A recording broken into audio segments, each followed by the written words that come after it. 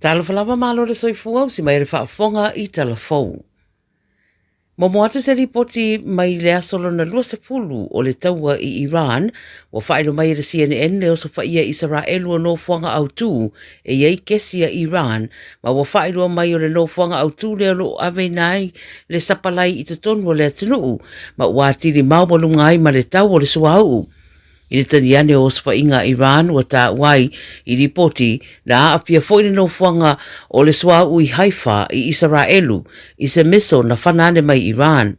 Wa ripoti foi e Saudi Arabia e lua foi ona no fuanga whaapea wa whaaleanga ina ilo na laumua ona o ospa inga Iran. Whaero mai le CNN wa wha mau ese Trump mai ospa inga ia Israelu mai e ta wai na tele iloa ina. Le ospa inga le Israelu na no fuanga au tua le swa ui Iran. Ma wa whaeloa fo I Amerika ua mai au na tala no atu I a Netanyahu le pale mio Israelu I a tau fia loa ospa inga I swau ma le kesi I Iran.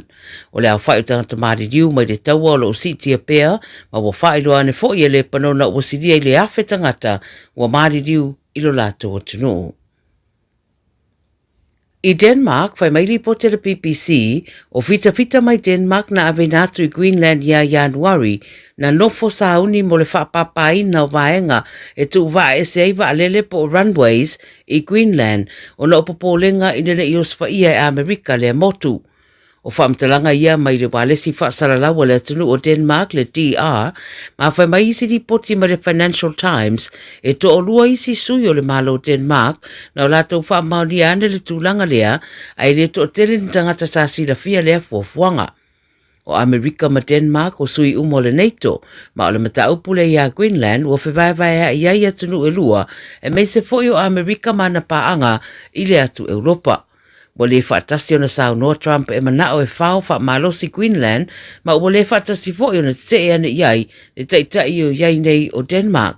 O le whaamtaranga stasi o Suisi nia mai atu Europa na whai le Financial Times, wa ta uai, ina ua mahe ale o sofa ia e Amerika o Venezuela, wa manatu lava Amerika e mawhai no latu sāba wali I lungo le vai, ma whaapea ane tātou o e ave ma tātou le atunuu ma lea no fuanga. O ta ua le whiriwhiri ngā Denmark ua whai o le ātau pe a whai e o so whai ane fita Amerika lau whanua o Greenland o se vaenga o lo nā tunuu. I Ausitalia, o le whaona rau leo wa whiai Queensland e pe ona whai roi ripoti le Nine News I le so se fulu whaa onga o tapunia I vaenga o le stete o lo malosi ai a whianga o le whaa. A matatapta ia mai le asara nafi tangata I le awala o le whaa I e sa pena I no whanga saunga le mu whaatino foi puipuinga masani. O whaelua le Premier o Queensland o Kusafuli o no whanga umatau le soifua malanoina wa lava o na tangata whai ngā ruenga ma o lo iei le whesosoani pe amana o mia e tangata. O sidi e le tolu se lau fale wa motusia mai eile le tise e mei se le whae tu o Cohen. O le malose na raul o lo whatulanga le vaanga whaa po le Gagaifo a lo iei popolenga I lo longa oso whafuosei ma o ngata I fale o Queensland leo lo ta ua lo o anga I sao iai le malose o le whaa na raul. I le tukuki, o lo iei nei le pāle mia o le tukuki I New Zealand, Mark Brown, I le teminei, pei tai o le ele feilo I atu I le pāle mia o New Zealand. Pai maile le teo wha malo New Zealand, sa whai se sau noa ngā Brown, I se sau ninga na whai ei Takina Event Centre I Wellington e le saruru le basa nei, au le I malangane I au kilani, e feiloa I matangata tukuki I le tua New Zealand. Ta ua le ripoti u whaamauni ane fo le ofisa o le minista o le ba e whafua New Zealand o Winston Peters e le o iei fo ni fofuanga o fofua e whairo iei ma le pāne mi o le atukuki I lana malanga atu lea I Aotearoa. Ma le tala muli mai fiti, ua fola mai e le whainga malo a fiti o nofo saundi nei, mo le whataunu wina o nisi o ana fofuanga whai o malo. O whaeloa le Radio New Zealand whaamtalanga mai nisi o suisi ni o le malo fiti, e whapea ua I o ina fuafuanga mo le whatuina o ni ofisa mo le malo Israelu whapea fo I ma le United Arab Emirates I suwa. O le afepse lau fiti se fulu na amatai so tanga o fiti ma Israelu ma ua whaeloa o le iaio se ofisa o Israelu I suwa o le awha malo si ati di eide so tanga o atunu e lua. o le tausanga taluai na tatalai le ofisa ofiti i Yerusalema, ma toe whaamarasia ai le pale mia ofiti City Veni Rambuka, le mana o ngai fausia ala lau papa, ai le o pāpui pui le vāwa tunuu o anganuu matangata. O lo iai foi le ofisa ofiti i Abu Dhabi, le na tatala i le lua a fesepulu ma le lua. E le o wha amautu ina mai le ripoti po o le atonu le aso ma le masina o le a whatonu uai, ia le wha moe leo le tatala ina o ofisa e lua o Israelu ma le atu alapi i suwa. Tala ia le Radio Samoa mo lau whaafonga mai le nei as whareile, man wia tele le whae unga le mai aso whaasoi foia. 24 hours a day, 7 days a week, Radio Samoa streaming live on www.radiosamoa.co.nz. O lea o te tala ina nei whaatali noanga mō fuafuanga whaaltausanga, a re pūlenga anu au kilani. Mai mātou te mo o mia so manatu whaalia. Ia mautinoa ai, o lo mātou wia ala sao. Anga ia nei le akhavyosay.co.nz/our plan. E whai lo mai eiso finangalo, ai le iau lia le aso lua i Raumati. Tamaki Turkey, all together, Auckland.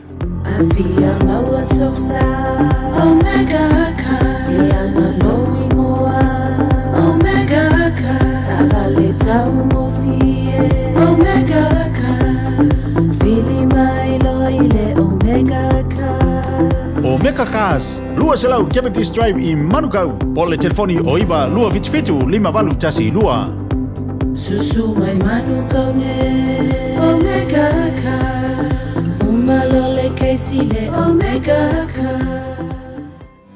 O le porokala me o le Gagaifo Faiva ma le ataua savea i lunga o le Radio Samoa. Ua mawhai o na awi nātu ona o le fesosori mai o le Pacific Specialist Healthcare. Ma le tongafitia o le ngase o le fatu. Ma le ngase o le kanesa i whale ma i e lua i Nandi Masuva. I le atunu o fiti. Asiasiane i le upenga te whailangi. Pacific Specialist Healthcare. psh.com.fj.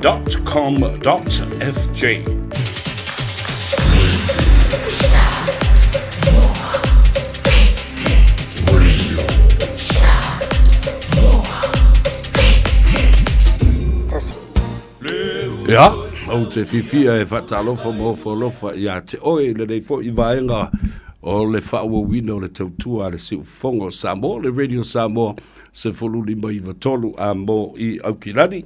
Ja, ma le wha mo tasi o ono, FM 106.1 i Samoa, le a whai o loo e whaafonga mai. Ia maki mai lau litio. Ia polo o save ufo ima e mai mua mai. I lunga o le apio fōringa, Radio Samoa Facebook page, ia whapena fo i le live stream, Radio Samoa YouTube channel. Po whea lavala le tafo le langi o lo e whafonga mai aima e sila mai mua. Whatalofa mo whalofa ia te. Oi, malo le soifu waruia. Malo fo i le langi e mamam. Whamoe moe Samoa le nei tai au, ina ua la whai fo i le atunu. Ma lei fua i whanunga le lei. Ia, ai, whafangu o e le atua. Na pōna e moe mamalo lo. Ma pei na sengi ai le mauli o le tangata malo nganga. Ia, ma e matuali lo apo le ale mea lau o iei. O whenga whai e lau miki mau. Ma mea na tawhau ma kifa solo i lo mawhau i le teimi o e moe. Ai malama le tai au e whaatei o e le atua. Fōringa i le atua. Le alisi me whai. Au malu manongi o le alofa ma le anga le lei o le atua. Fusia ai le fau o malo. Ma moli lapa i fonga. After i le atua, i lana pule wha soifua. Tai mai ai lo tau soifua ngalue, le soifua tau tua, le soifua au auna. Ia ma ua tātou lau lua fesila wha i hai. I le nei as whareile o le tāwalunga o tiu te mawhai walo filima o le atunu e pei o na whenga i ai le tai au. Ala le la. Ana le la, i le taimi na usu mai ai i le sunga le li awa o ia ta vai meni, i ama whaatino fo i le ngā luenga. O le malu o le tai au, se ia o mai fo i a tia, i a le fo o tawalunga atu le au nanga, a le tō wha i a fonga bua, i a po le ftelinga fo i a se Manu Francis Ioane. Ia no, umala i le malolo, au tātou te toi usu mai tai au, e palu le tātou laulau, whasua le laulau. Ia ma whapena fo i ona mamoli, Ia, ma tapa ipu o le tai au, e le tātou tāno ava e te maua ai le sao. Talolo ia le pa ia, masani o Samoa i o na tūlanga whalupe, o pa ia ma mamalu wha le malo, pa ia fo i ma mamalu wha le atunu. Ia, o lo li po ai le pa ia awa, tama ma ainga fo i matama. I songa ia tu mua mapule, o i tu au ma la taua, ainga i le tai ma le va au fonti. Ia, ai mai se fo i o le tapua inga ia sua ma vai whanua. Fofo mai tu langi sa ole masa leo mua ma le lau niu na sai lua. Le la au na motas, le fale tau aitu ma le fale tau tangata, le nofa ma pu, ia e mai se fo i, le motu sa na fale anga fulu ia te oe, ia mamalu o Samoa. Samoa le na tūtō tasi ma Samoa, i o tātou uso i tuila mamanu amala na whainga malo, whātalo whātu. O atu le whātalo whai i ta u, i lo tātou ainga, i whiti uta ma whiti tai, tanga lo matua. Ia whapena fo i le tau mawhalofi, ai maise, le whiteleinga ia pupuali i ma lo tō whā. Ia, a wā le tau ili o le te o, ia whapea fo i angale ai, ma le mamalu o le tātou ainga o lo tāpua i mai, i whiti uta ma whiti tai, i le motu sā i manua. Ia wa aila le ngafo le tangata, i le tō tele, au tātou ainga. Pe pu mo ole moku ngai ko ke ngofo, ai matau tia. Le i kua o le mea, le ko ke iei. Whatalo whala ia lea ia te utau te mamtina matu o le tinu malo le soifu mnuia. Ia ai ia mawalunga. Matu o le tuu ia te utau le au whinga luenga tutofi le tua. Whata whaitau langa i fia. I le ngata i la utau ngā luenga o lo whano no manu wai Samoa. Ia o le nei fo ia tunu o New Zealand wa vea mo tātou a inga lona lua. O tau whafonga fo i le tūlanga le asiasi atu le li pāle mia. Honourable Prime Minister, the Right Honourable Christopher Luxon. Ia ma le whilo inga fo i ma le tātou pāle mia le whiunga le sunga lauli an Maria Toa.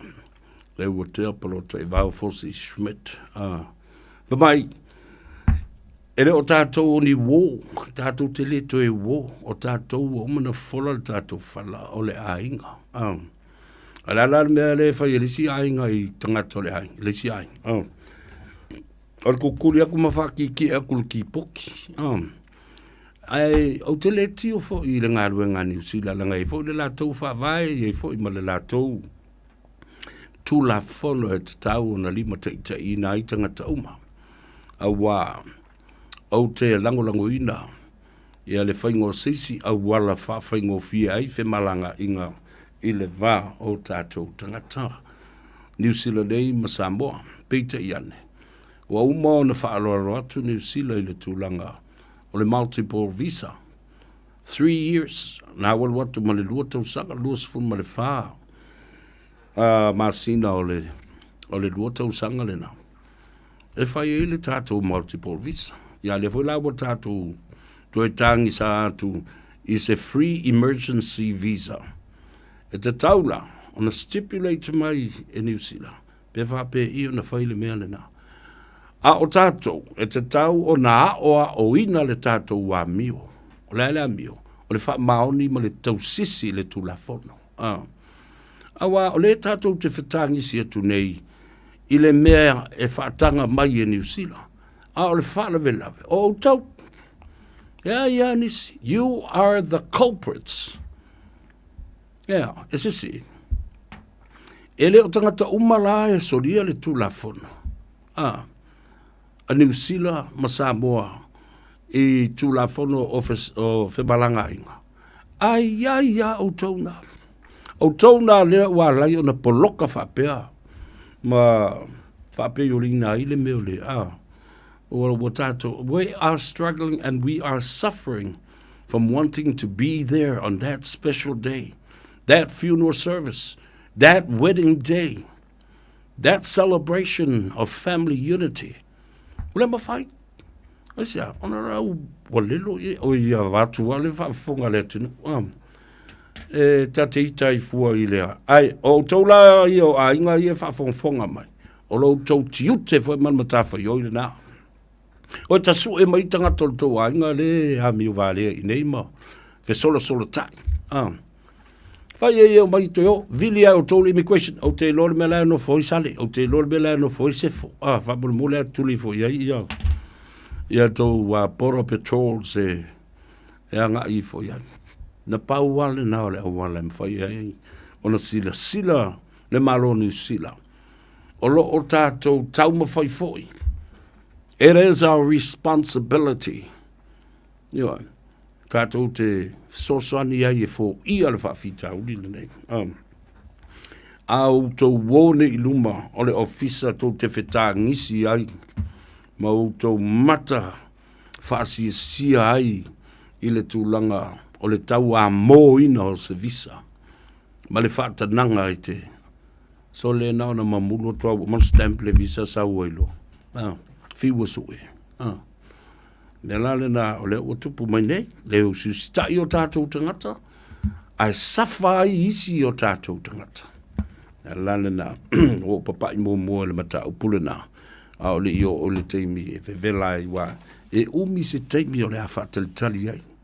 Mai o la utalo fo le na, o le ua umana whai o le ngā ruenga. The groundwork has already been done by the people of Samoa that live in New Zealand. People that really love New Zealand and love our people, our Samoan people. You know, no nei foi le whainga o le tātou sit seni le na whai nei. Nala na le foi no whai atu.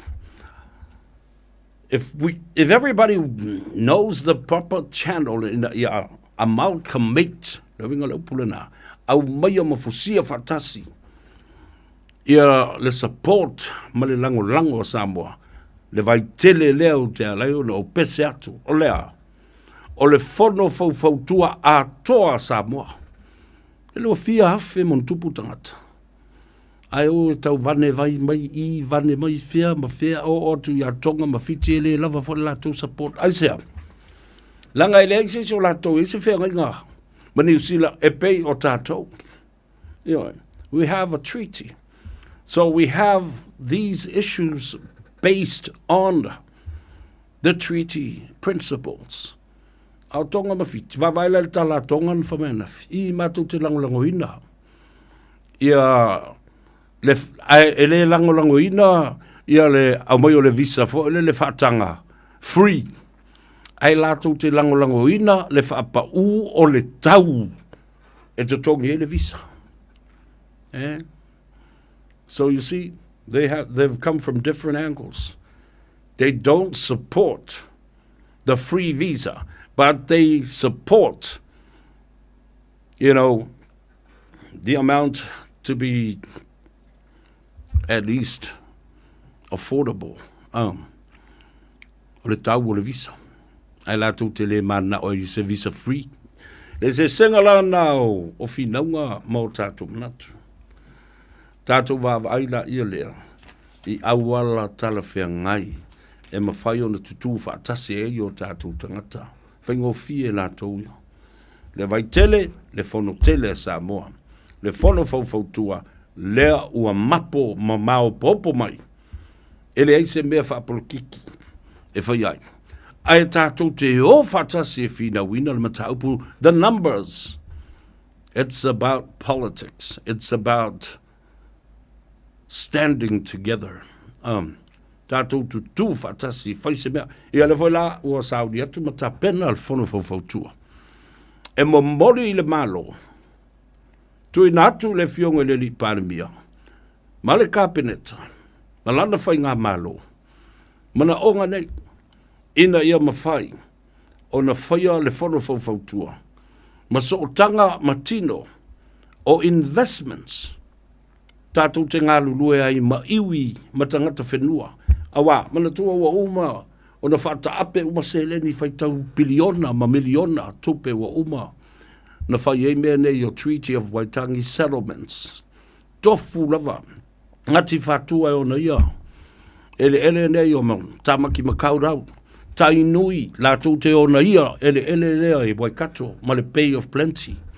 O tau silsile iai. Ngati kaungungu lale ila lo i Gisborne. O ai lai ai.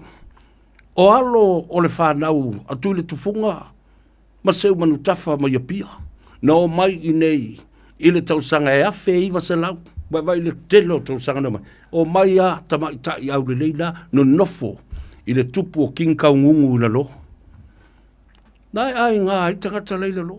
Se sila la i o tātou so tangele ngata, i tangata whenua. Au whena tā mai le wa au kupe. Se o tau se sila i. Hele wa ale na tātou o mai whaatasi ai. Ma tu solo tangata ina i ai ngā. Ia lea tu motu o le Pasifika. Ia na tu ulola o lisi au le ile mua mai, ia mai. E su e isi lau e lele. Ai muli ane tātou o mai. Ia si mai o tātou cousins, ma o tātou aingai. Ai ka ko mai le landlong. Ia o te roa. Ai kukuri a koe kako.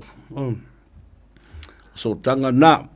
Ta ua i tele, le toi whaafonga mai o i lātou o lo. Whaia ma ta upul na, le lufna fotu le i atou sa vea. Ma tātou por kalambe, ma le tā ua o le tautu al si ufonga Samoa. E ma whai o na mamori ai, i le atu nuu atoa. Le sā vali e ma whai o na lango ina. Le vai tele le nā, le whono whautu a Samoa. Tātou nuti mea ai, au mai uma i ai, ma tā upu tau Samoa, ma mea wa pena e minu i ai, le tātou tano. A HRPP a oe, a rai te sau le whono lea, tā whailoa, imi tā fusifusi, imi tā kisikisi ai na. A uma foi la ia lea, wa tātou mālili e se ma tā upu e manu i a toi Samoa, ai a lau por kiki, i te alua o le sui le HRPP, ba e lango ina tu le epa, ma le lava anga, a e fo i lango ina, ia le fionga i le tātou palimia, ma lana whainga malo, le mea le nā. Ona, e ai la wā i a tatau. That is your own human right. Democracy, to choose your own freedom to express your affiliation with any political issues and political agendas. Ta ua i o lo mālama lamai mea nā. Ia na tātou le whi ai na i lola ia lea. Ai tasi le pese tātou te pepese ai. Tasi fo i le fati tātou te pepese ai le fati o le pese le da. Ma le sa vali le na. Ia, o wawa i atu.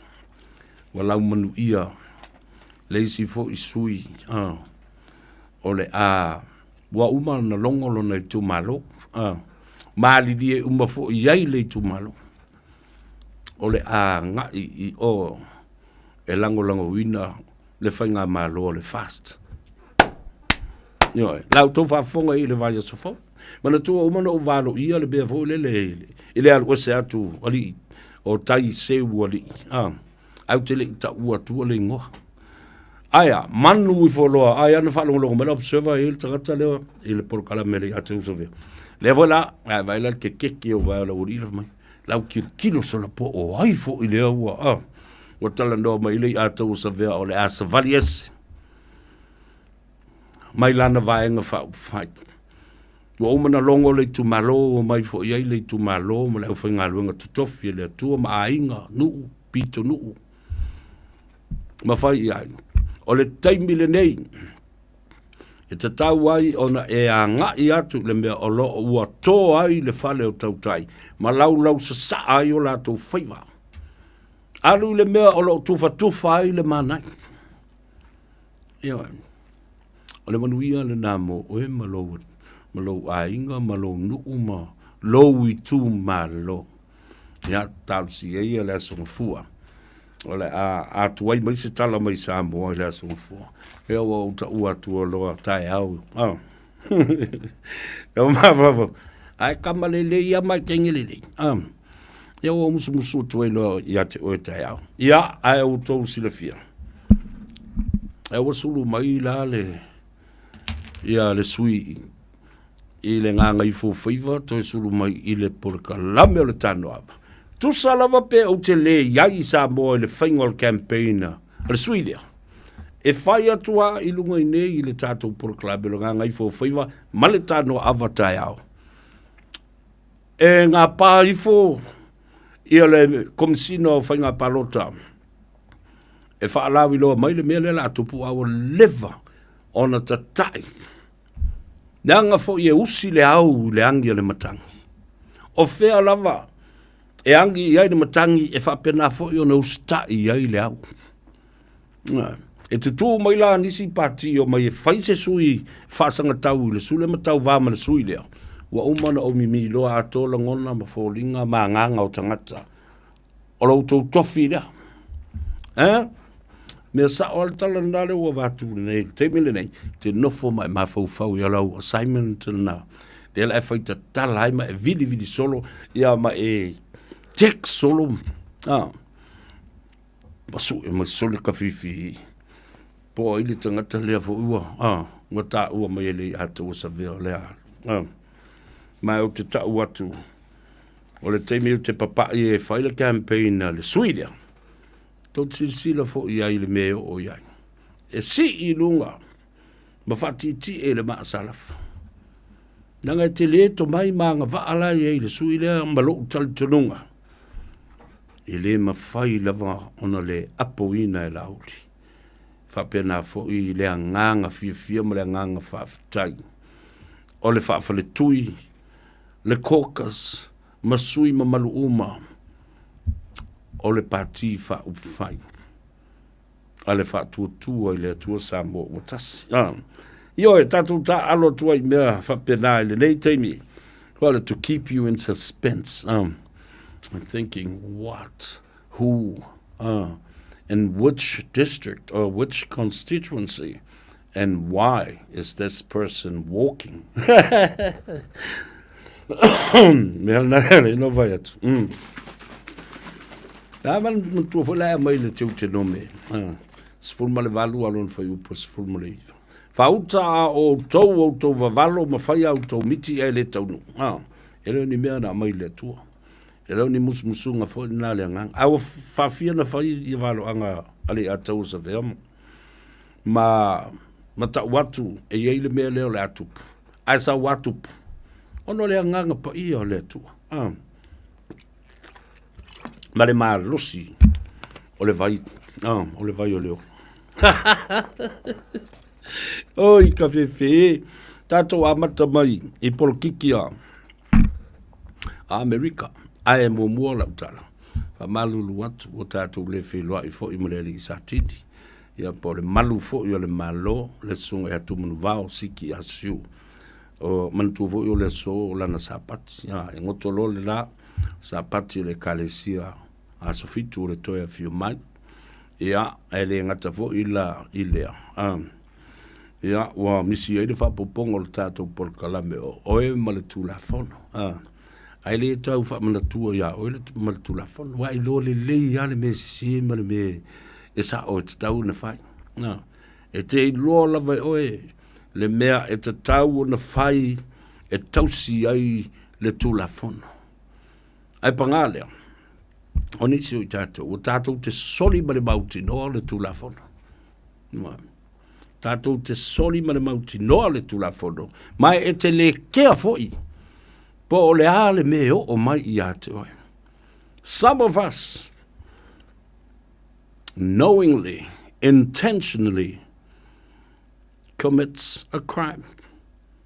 And you don't care about the consequences that follow that choice. Remember, you do have a choice. Tato uma, e iai le filifilinga, e mawhai o na tato whaia. Po o le nā, po o le nei, po o le leanga, po o le lelei. E matua I le kea lewa. O I tangata o le asafa I lau mewa, lea la whai. Pe lau le tomitin nao, o e fo I maswati te inga, lau li inga o kānata, mai fo I mau. Mai fo I masto ina nao. O mai fea fetu tunia. O mai fea like titi. These people, they don't care. When they commit this and that, and the fake news that they bring upon for the people to listen to. Yeah, lai fai ma le mauti noa. Fai ma le mauti noa. Le tau valea I o lātou ainga. Faiva le mauti noa. Le ino atu ia i o tangata vai wa sola le fia mata. Sola le fia whalongolongo. Mo le intangata e to subscribe ia imba. Ai, o le ala le na ala i na watu sa o atatu mata upu. Ina ia manino le folosanga. Ere ise mea pi o e watua i le tano awa ma le nganga ifo Faiva le tunu. Watalofa, tabam tina matutua, talofai, ia. Ia fo o tātou tū la lata i masina eo o mai le tau malulu. Ia o le fautuanga lama. O tau fo i o lo whaia lea ngā luenga. Le anga lofa mo le anga le lei o tātou matua i tonu o loto i fale. O tau mafa. O fuala au. Ia, o tuinga. Ia, meise fo i o le tau mawhai le wha malu, le tina, ma wha felesi lo na tino, mea tā ua umana, tau singa o tātou, ta mam tina mātua. Mauta malawa, wha pena fo i mauta ngase, o whale o tangata mātua. Whatalo whai la, i hate o le ta mam tu whaftai lau te talo. Lo afi ma iei ma wha manuia fo i le nei ngā luenga, ma le au nei a meise le pūlenga le Radio Samoa. Ea, whapea fo i ana Paul Kalambe mai leisi asonga fua se tau i leisi asonga fua. Nei ta mama tutua nei whaftei atu le lofa ma le anga le mai. I le au ono nei ma le tātou Paul Kalambe.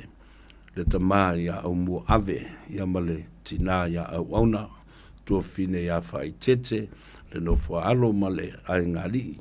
Ia, e toa tele au tau, ta mam tina maa tutua lo whafonga mai. O pa anga tō tino le i atau sa vea. Le sovo i tawa lunga e le tala e winga isi o mātou tina. Awa o te iloa, tō te le fo i o tō o malanga mai i Samoa ma isi atunu o le lulangi. Ia, whapena fo i nisi o lo o anga i Samoa i mea lo tupu ele whaare velave. Pe anga i Australia, Amerika, ma Hawaii. Ia po le nei atunu. Ona ole malanga le maliu ma le oti. Peo no vai atu, ole vai aso whaano noa i atea. Ai e malosi lo loto ma lo wanganga. E pei o lo o mafia wa i whaatasi ma le anganga o le mātou tina ma le tamafo. Wa whai ilangi le wholonga le tamafo. Lea la ua muli atu le tina i le aso lua o le vai aso le nei. Na whapea mai i o le saunoanga le pūlenga le leitio i atau. E atau sa vea. Le ase tō wha i lau o fionga. Te fia malo lo, ia, mai alu e tapena, le wha moe o le peau wha mawai o si o tau tina. Ia matu atu fo si teimi e te malo lo ai lo mawhau o whai atu lo i le pūlenga. Vai. A o nofo nei le fale, ia ma o malemo ai lava uia, Yo uma faunga Faiva vale i le alofa muti vale i lo matutina. Ai. E feo o le mea o iei. E le anga i molo unu molo mafau. Le ale le mea o le a mai mau i le taimi. E te nofo ai matoi fa solo. I have no regrets. E le ai a se taimi wa ufa apea ne ai. Ana i loa, ma i maue, ta fefe, pe ana faile mea lea ma le ale mea. I have nothing to regret. Ai o te matua whaafeteia wa sa ufaya umalava mea. Sa mana o yeilo mātou tina. Le ngata le whai i le tūlanga le lei ma le māwalunga. Le tāua loa i lana wa ai ma lana whaalongo ma lana fo i whaamsinonga. Oa o ngā yoinga, ma upu o te tautala i ai, ma whaasoa i ai. Ia, sa manu, e ai se langona whaanoa noa whapena, ai a te amu. Au te matua whawheteia le soifua o le mātou tina. O se mea lofa na fua i mai whaapitoa, e le atua i le langi mai, o te manatu fua i whapena, se langona. Ia tau umane i whaafonga mai. Te tau o na maua le nganga whaafetai i le atua, ono le nai tau te whaafsangai, ma lau lua whesila whai mau tau mātua. Le ala fatoa au tofo iai, no tofo mo iai le teimi na maliu ele matu ta mama vala au i le atua.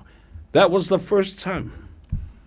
Sa au tofo ai i le meo le matui tuiti ngā, ma le whainga tā, o le tō e sea o se tamapa o se tina e lai. O le, wala au pa ia la le atua le matu ta mana tā pena mai ai nā loto, ma le loto tele. Au te iloa ai tā pena, ma sauni uni i se taimi e wala au mai fo i le atua. Ma wha manawa ngā rue ngā matu tina. O le ala le nā Samoa lau sila mai. Au te le onofo ma au tangi au wea i le fale ma au malemo ai yo umafu fonga Faiva vale. I am not at home, sitting back in the corner, drowning in my own sorrows. No. Now we have the faith. We keep the faith. We know there is a living God. He watches over us. Our mom's spirit is in his hands. Le ngang o le matutina. Wai a au o le atua. Oi la se stangata sidi atu de te mana o ave ile nganga o lo ta mama lo tina. La ua mapu atu. Ia a au o le tātou whaola. Le tama, le atua, le tama, le atua, le alo. Ma le nganga pa ia. O lo whaima mori mau lewa ia lo na tino. Ala le na, whaaftai atua i le atunu, i la utou te talo, e mawhaiona o. Ona o la ngona ina. Le mawhana whana, ai maise o lo whaanga, ia o lau telefoni ia. Bombarded all the way from Tuesday this week. O emaili, o telefoni, o le text, ia o le wala umai. Whaaftai, whaamalusi au, whaaftai mo mawhana whananga, o a maua ai le loto tele.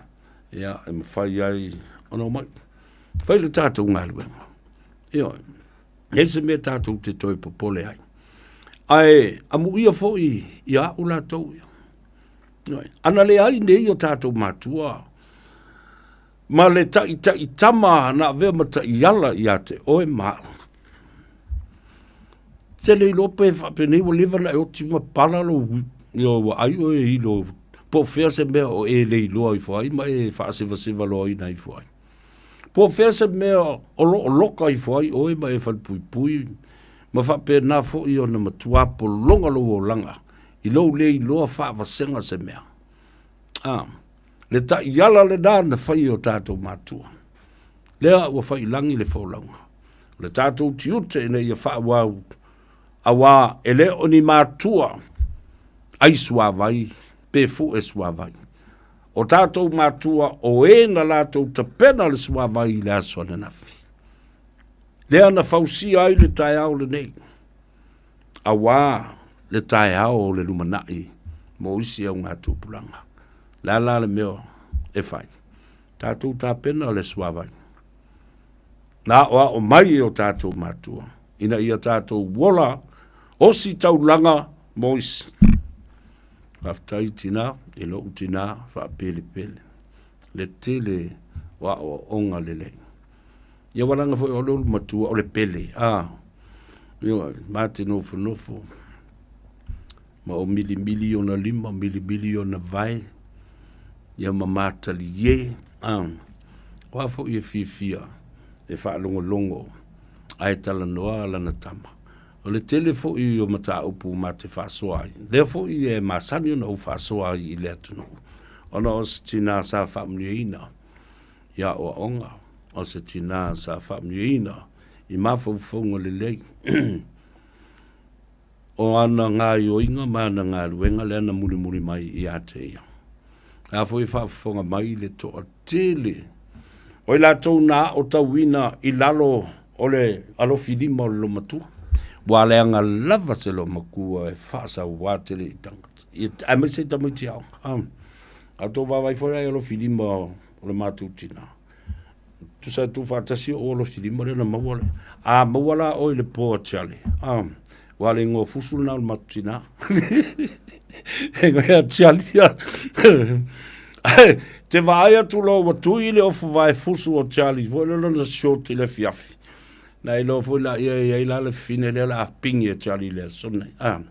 au nei fo fine fo ie no atu tala no le matu ta ma well to ina e la lata ia mi o ta mai tai ma ma le tu pa o tina ia fa la e fa pe sto ina la ma ngai alang kala ngo mo e vai ia e sa do la va machali fa longo lo se tala lo matua i se tala o ta ui fo ile ngol to ina le ia sa lo machali a ami mua la le fine politeine le o va pe na le ami o silo miti la le mele te tal lo so o i lo tolu e sa upisi nisi e fai i le mele fa lua no va ia to la era o fa tu nei te tu manu o te le iolo ngutu lunga la wala ngale polo vai fa pe na le ami o si mafi ia a le mātou tina. A oa ina. O sa tangata na te a oa ina fau le loto maulano. A o le tangata foi. A olo i le teimi ua wha le tonu ai ia ua ngati ia le ulu o tiali. E tele i ngō maali e mātou te wha ingo ina. I le mātou tina. Meo nicknames. Fo le whatustusa i ona winga. Whelanu lanu wai. Pe awhifia, pe ita foi. Pe faali son manatu ai tu ta ia no sisi vaenga po ni ngayo inga fo ngata le matua mali o le matu tina no ona o mai leo la utala ile wa o le son nafi le na fa ngata mai le tatu utala o le fa lo alo mawalunga lo matu tina na ngata mai le tatu utala na fi le tausanga e se lau onos fulu ma le fa ina ua mai le fa poi ponga o matua fa nau mai lo le lua I pepe o le fa nau tangata le ato se vea au le matua la le nei le na o tawina ai lo na mafau ile fau wina o se ainga ia mafape na o na alofa I se pepe ma tausi se te maititi au le teimile na a mata na whaia onga ina ua whau mai le TTC the Western Samoa Teachers Training College I Marifa ia mamawailo na whaelonga le Teaching Certificate po le Diploma in Teaching ia ona whaia onga mai la ia lea e le awhiv se lau bonus fulma le lua ai tuto tasi lo Samoa awhiv se lau ona tolu whai poipo awhiv se lau ona wha maua le pepe mua ele o le tala la malia o le utinama o grandparents a mato o la fatasi mai le teimile na ele a to se tolu masina lo matua ai faifoloa ia le na your grandparents le to ino o so alo le utele bala mato grandmother ya nivanga vai pale tauie to alu le ngadwe ngadwe ngai mativa le tatu wai nga so ni mai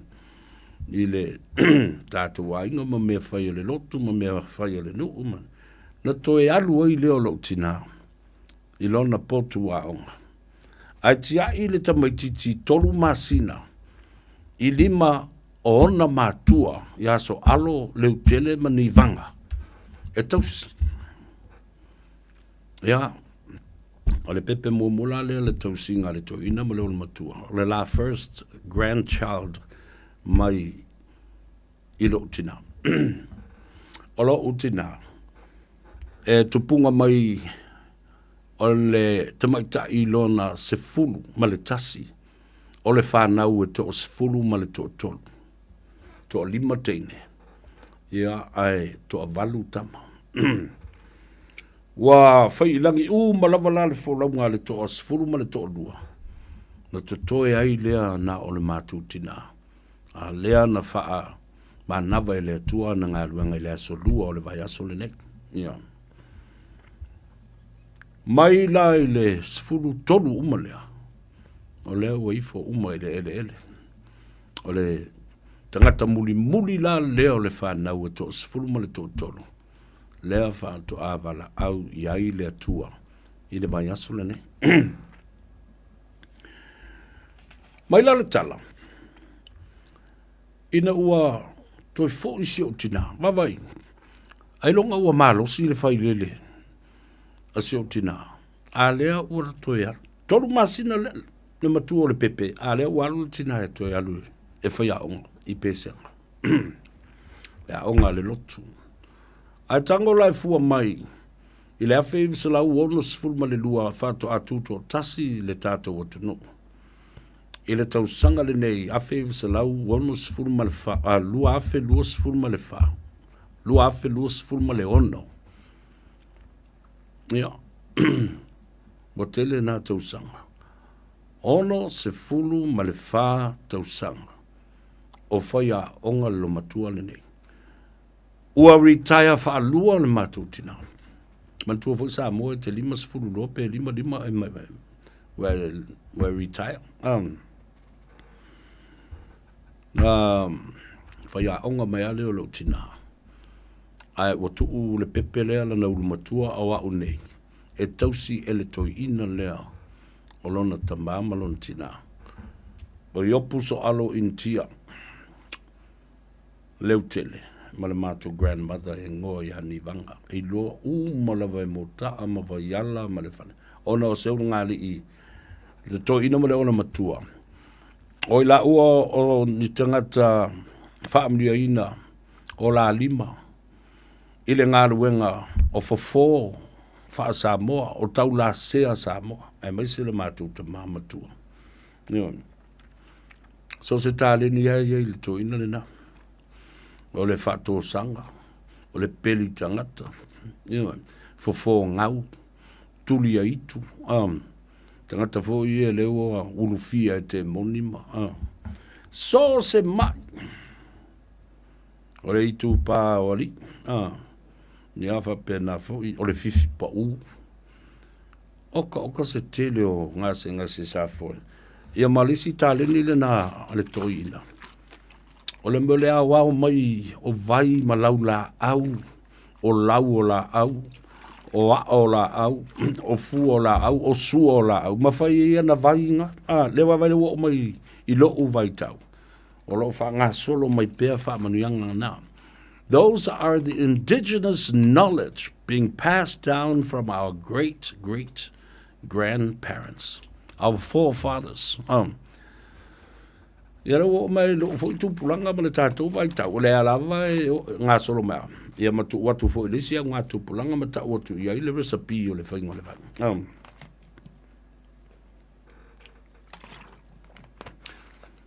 Whamai la le tala. Walu nei lo tina e toi foi. Ai whato a tolu masina lo matua. Ua tāwa vai ese mai le tina malona susu. Ma le pepe le ma le swa susu e te tau o na wha susu e le tamu I titi. Ai whamai lo tina e alu maloi mata. Aso uma o malona wha susu le pepe. Tu uloi lima o lona ta mama lona tina. Ai tā pena lo e alu leao. E sa vali e tu lava I mo taa e tau lava I pese. To e sa vali mai fo I pe a manava leao. Sa fa pe na fo I le teimi a o. E sa vali e tua I mo taa e tau I manifa. Le mea sa ia I lea onga whawhai a onga ale atunu u le nawa I tau. Ia whai ngā ruenga loa ua whai a onga I pesenga, e sa vali e tua fo I mo taa e tau a o I pesenga. To e sa vali mai pe a mai.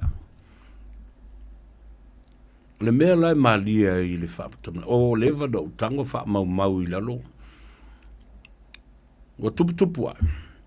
Ai whai mai la. E le tolu masina o le pepe lea. O a ulea lea o tu u tia I le to ina male o le matua. Ai to tuli se o tina e alu e whai ngā ruenga. Ne ia wawewa I le mea sa papano I to ina mo o le matua. Fia me mimita. Whai me ua umale a onga sia la tam. Wa umana whai puipo. Lea ua mo le pepe. O la ua whai a onga. Wape o mea na e tolu. Sa na nau I ai matua. I aso ia. Ai eise ainga, eise lato leo. Ai. Siampini o le tala le na. Whemai. E le whai a onga. Ai la se ainga, e se lato whai a onga. Tasi le na ainga siampini. Ia, o le leo leo, o le whai aonga. Ai foi la se ainga, ai se lato tausi mai pas, po se lato nurse. Pei o careers na, sa vava ai le tunu le tele o na tausanga walu. Tātou tino foi la le swinga, mai lea tausanga, ma lea vai tau se ia o mai le taimi le nei. Wapei, wa tātou whata mala i ngā luenga nei. A o ngā luenga nei, na tū ai le tuaniu i te tonu o tātou ainga, ma wa ai māua lunga i ai. Ia le nu, le kalesia, tangata lau tele, e ofu loto ni ngol leo leo, ma malu le ainga. E whailo fo i le toninga ale tamaita i whaiaonga, po se li i whaiaonga, o le mea la vaitas.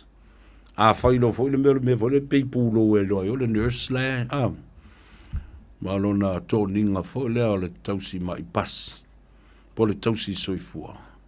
Ya. Manuia le na ainga, wangata i na, le talitonunga sa iei lea vaitemi. Ia ma ua amata fo i ona toto i loto manga, o lea o tausi ni o, ia fo i tu ainga ngā luenga. Ma mo onga le lei na o tātou matu peta iane. Changes have come swiftly, and time will never stand still. Ele tu le teimi. E alua le teimi ma alua tua i masuinga. A tātou le pi i ai la i le teimi masuinga. E tia i tātou e le waa. Fa mai la le mea mali. Fa tala le tātou o le malolo. Le la e i lo tina i le aonga. Fa mai lo tina. O le teimi e whaalongo ai. O susu o na mata susu malona papa vai atu le whaafonga le tunu. Nā te loa le. O lau tangi le fale. Tangi le pepe. I lea. I le fia susu. Wai loa lava le time frame fo lea. E te tau ai o na wha susu le pepe. Fa mai e nofo ma mafau fau mai. I le fale. Po le ale bea le koinga ma leo le makua le la fai ka makiki lea. Ai fa mai. Ai vei le tolu masina o lo umatua. A ua no nofo to ina ma leo le matua. Ua whawhanga i le mea le mama. Le mama wha i ma le mama talo. Ai o le mea le o le tau le anga i le ua mio i stei. Na ai mea malo mea se ri i leo le kiki. Ma wha a ingo le mea le lau. Me le whangu lau mori. Talo whai le mati tiva sa i ai le nawa i tau. Le tuli o si o tina e alu malo i mata. E toi alu e whai a onga. Ai wha mai ku urka mai kiki i akia. Ya mau. Mai walu. Le mea lava leo o lo whai. O le whangu lau mori. Mai mau pēna whape o tuai mea le i povi o isi o grandparents. Wa ta tau le susu ta te e wha susu o te i tua. Ale mea le whai i rau. E le si au kuori i. Whanga i le mama. Tua inga mama la i alo uola i fwoi o titilo e. E lamu e le to ina pole o le matua wha amata mai la i le lunga le vai matua. Wha tua i nā le si po ngā mama. Wha solo mai i nā mama fole. E o mai i lunga i. Ia, tu atu le ngutu. Wha susu le whang susu o le meo le. Whangu lau mori. Wha mai ai mana tua loe le o grandmother. E ai le lo matua i ngata i atu i whato ia. E tupulanga le lei lava ma le mātou tina. Na whāna nau whātasi malana pepe i mato atua. E tupulanga fo i la le pepe le nā. Ma ule, whai mailo ma le tala lo grandmother. Ia o antis ia la iti o le whānau. Sāna nofo ai fo i mau. Tale u se aonga sāna nofo i whai aul toi numa lo matua. Mai si akulponga ua le ave ngā kai. O le susua ia susu o le lo matua o vau moling. O le tausi lea o le tofa ia tia lino aviata. O le mea maari, whemai. Vai le poto wha le anam. Wha anam ua ma le poto wha whetala'i o le lo matua. Lea na te lo le leia e iai la le teine le ngo ia vao lea i ngā tai. Na whāna nau whātasi ma lau tina tu lou lava le whaafonga mai le tunu. Lo wha whaingo fie tu lava le whaingo le tala tātou te tali e fo i mamana tuai. Ka whi le mea ngola mai. I le ari i la tau i me pasi wha basketball wha polo la kapi. Wha mai aiwa mūla ngutu i le ona maalili, ona wha maalili le whangulau mori. Ia pe ai whau o tau rawa i le malo, fo le lei, ona malu, le mama le, e folo le pepe tolu masina.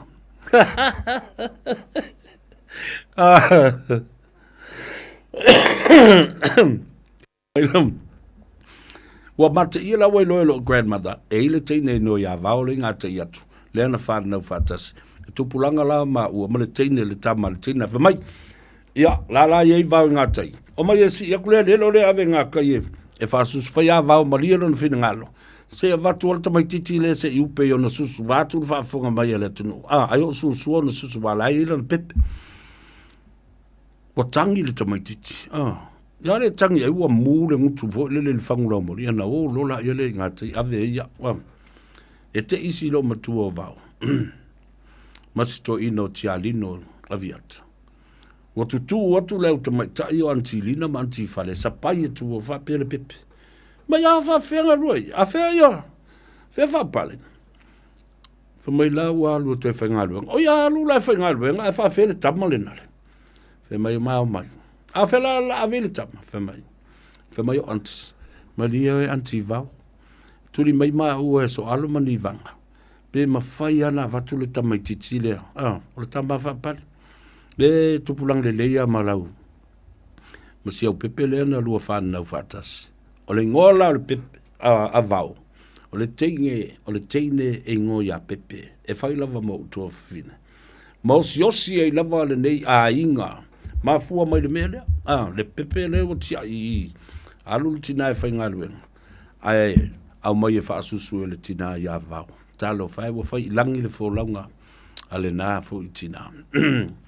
Ma o te whaafeteia fo i le sua susu o le nātina. Sa o wolai. Le maalie la o le wheta milo sanga o le lalolangi. E o mai le teimile nei wale ainga le nā.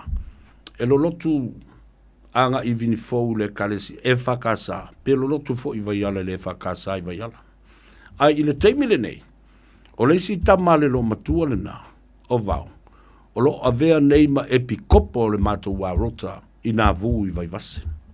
you see how we crossed paths in the first place when we were young? Alela wa ve fo le na ainga o se ainga fo I atia. Le mela na tup le la tatu wo si pepe le wa ve fasu nga ka ya va mo ko mai se longa lava e moi ia le pepe fa to a mai foi la ia le mato si mai ya I le mato fa le tatu wo malolonga foi mai fa au ia le whaaloalo mawalunga o le tala o si o mātou tina e mana tua ai.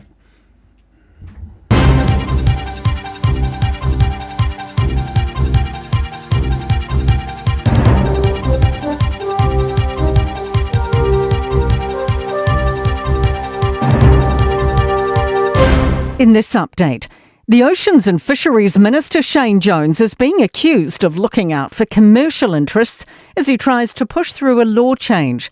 He's introduced a bill to Parliament this week, which removes the commercial minimum legal size limit for iconic fish species such as snapper and trevally. Recreational fishers will still have to adhere to minimum legal size limits. Legacy's Sam Wolford says New Zealand isn't going to create more economic value by killing baby fish. What it's going to do is create long-term environmental implications, which will ultimately harm the seafood industry, because when there's no fish, there is no industry. Meanwhile, all 21 of Auckland's local board chairs have endorsed a total ban on bottom trawling in the Hauraki Gulf. A letter from the chairs describes the commercial fishing practice as one of the most destructive activities, preventing seafloor recovery in the marine park. Hauraki Gulf Forum co-chair Nicola Rata MacDonald says this sends an undeniable message of community unity. Doctors are reporting an uptick in patients presenting with respiratory sicknesses, with illness levels yet to reach their winter peak. There's also a new flu strain, nicknamed Super K. It's expected to start spreading through the community soon. General Practice New Zealand Chair Brian Betty says it's already here, but cases haven't increased yet. What we think is going to happen is there's going to be a takeoff as soon as winter comes, so we're likely to get a very early flu season that is going to go for quite a long time. Concerns some businesses could take advantage of grey areas around new employment law changes. Earlier this year, it was announced anyone earning over $200,000 will no longer have protection from dismissal, impacting about 75,000 earners. Anthony Harper employment law partner Anne Wilson says some people may be caught out without realising, specifically when it comes to bonuses. People might be a bit more strategic about how they pay Christmas bonuses, if that's going to bump people into the threshold and give them more options in the following year. That's news. In sport, the South African women made 149 for 7, batting first in today's third T20 Cricket International at Eden Park. In reply, a short time ago, the White Ferns were sitting at 48 for the loss of 2 in the 7th over. Highlanders coach Jamie Joseph's expressing confidence in Rajan Pasitoa for tonight's Super Rugby Pacific clash with the Hurricanes in Dunedin. The 25-year-old Australian gets his first start. After a couple of cameo appearances off the bench, Joseph believes Pasitoa is ready. Absolute confidence in Rajan. Very confident with leading the team, which is a really nice sign, but different again.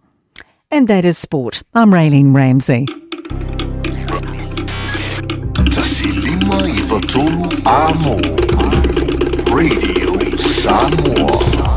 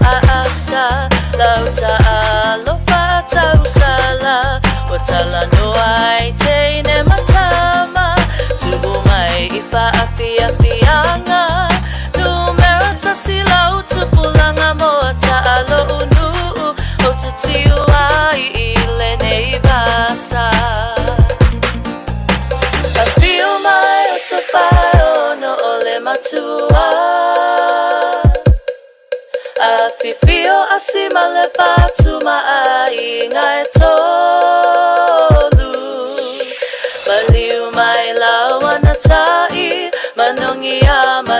tama pole no foi tu ainga o fua. Ia, toi whatalo whatu fo I le whafonga tāpua I ai me se fo I lau sila mai moa. I le vaenga muri o le tātou po le Kalambe. O le nei aso o le ngā Gagaifo Faiva o Samoa. E le ngā tei New Zealand nei. I ai whapena fo isi tafo le laurangi. O lo no pia I ai o tātou tangata. Ia mātina e ai o lātou ainga. Ia o lātou fo I pisinisi. O lātou sairinga malo le nā. Ia mau tilo atu lava I Samoa masu elo na whaamalama. Ia e pei o le isa ra elu moni. Ia. Toi fo I mai leo lau tala. Ele pepe la lea wa ave ngā taisto ina o te alino aviata. Ia maletina ia vau e whaasusu ai. Ono o lae whaingaru e ngalo mātu tina. Ia ai o te manatu ai la le tala le na whaamatala e lo tina. Ia te au ai mase o grandparents. Ia le whaingata o le alu I le aonga. Ai tia I le pepe le whale. Ai sa ua mātungitongi atu. Le pepe. A wai mai lol to ino soalo. Ia sapo mai oi ave le leo wa ki ngā kalinga le kange ngi ka mai kiki. Ale ilo. Po o ti ngā le manawa le pepe a wafo o le whawhanga le mama. Ai whatoa tonu masina. Ai wha inu I le meo le whangu lau mori. Ia nā lua ia lea whapena. Ai o le tausanga I le awhiu se lau ono sifuru ma le walu. Na whaatuina I leo lea onga.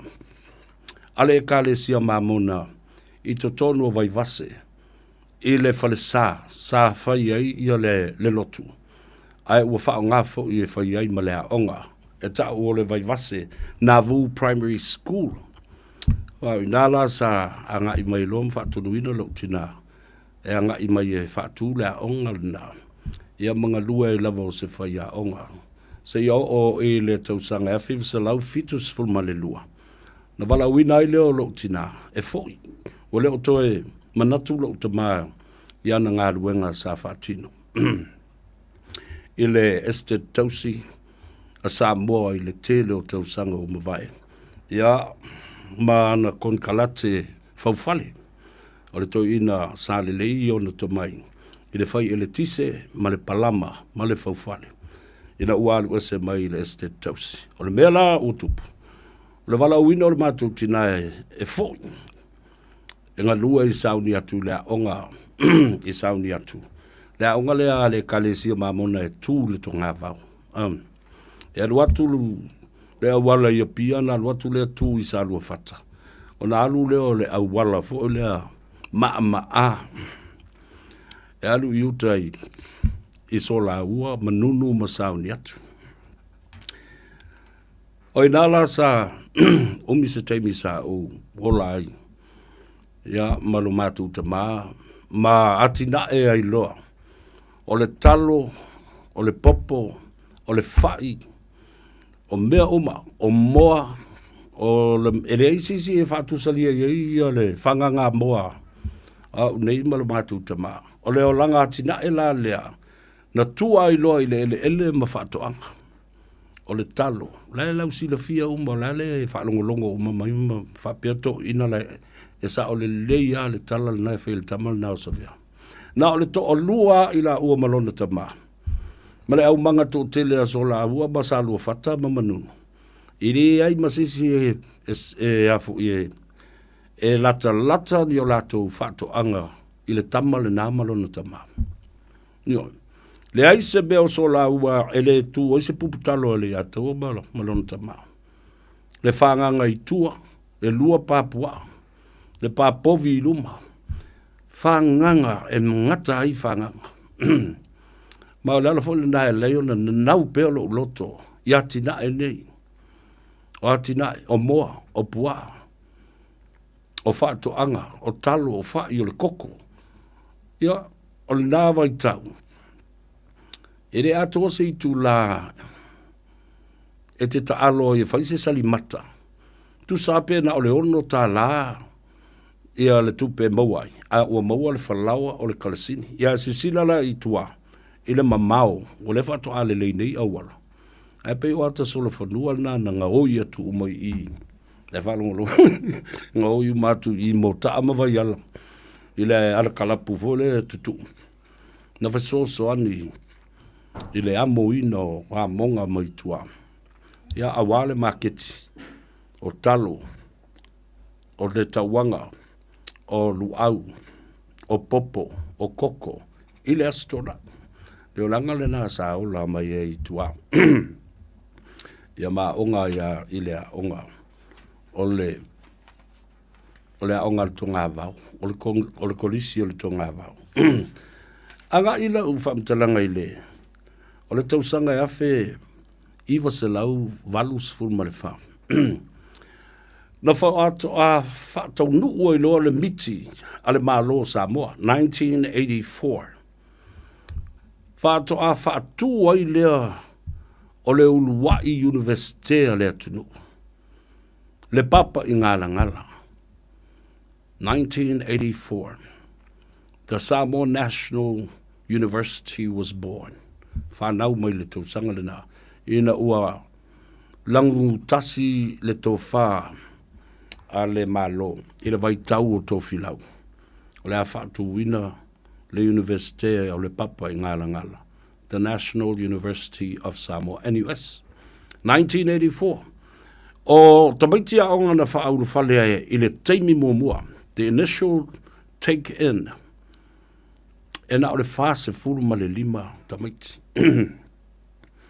Ia, na o ngala ia lea fo le whapea o se preparatory year. E tā pena atuai mo le whaalawi loa mai o isi mata upu o le atau ave le universite le teimi le na. A o le tau na whaatuina ai le universite le na o Samoa. Tasi le tala. Tere I loa I to ina lea pena whape I o na vai le tasi le tala I whaatuina ai. Le paketi na o le tasi le tala. Whaatuina ai le National University of Samoa. Fast full lima tabaiti na na ulufale. Ai tolu tausanga mulmuli ane. Afe se lau valus full malefitu. Introduce my law. Male uluwa I whai longa lava le universite. Eta o le Bachelors of Education. Sawe male Bachelors of Samoa History. Ea, le mea na tupu si o matutina a o toi fo I mai e whai a onga I pesanga. Ia mana nei a whai longa o le Diploma in Teaching, ma le Certificate in Education. Na o le whasi pepa le na ua na o se certificate. Ia, ma le meo le diploma. Wawa ia tu, ia, sa e la mana ia na wo ia. O isi fo I whai a onga I e pele pe lo loto. Wa sa ua onga I fo ima. Ma futa ia I 99. O le tina matua o whai langi le fo langa. O le whai a onga ta ua fo I lea le kalesia. Sister Sa'u onge ai. Sister Sa'u onge ai Sa'u. Male tina eswafa ia sister sa Sa'e malolo. O la tau nei na whau umai I le TTC I Malifa. Ma o ai lava e whaile ngā ruenga le whai aonga. I le afe valu se lau, afe iwu se lau valu se fulmane fitu. Ua to o tele whanau le kalesia mamona. Ua whau umai universite I atunu I Fafo, New Zealand, Australia, ai mai se o le BYU mai Hawaii ma le BYU Provo, Salt Lake City, Utah. Ua mai tangata nei ma whailonga o le Bachelors, Masters. Ua amata iloa. O na whailonga tangata ma whailonga lang lea onga. Ma e sa pule ai I lea onga ale e kalesia le nawaitau. Ma mataloa na eu ese nai o lo matua nei. Lea na ona o mai mana ai o latu whasipepa le nei. Mule o toi e aise ao ngā. O any validity I le meo le tulanga o le mawalunga tele o to mai o isi whai a onga talavou ia o mai. Ona talo sanga I leo lo tina I le pule a onga le nawaitau. Whatasi mana I tina nei. Iei se awanoa I mawhai ai ona toi fo I universite. Ina ia whalau tele. o lātou to mai. Ia ma whapena fo i ona maua mai ni wha i longa maulunga tunai lo certificates ia no mai ma lātou mai le TTC. O le awhe i wase lau valus fulu ma le fitu le na. No to e o mai ia nai tina le e a whiai ma le mātou tina. I le university, the National University of Samoa, le papa i ngara ngara.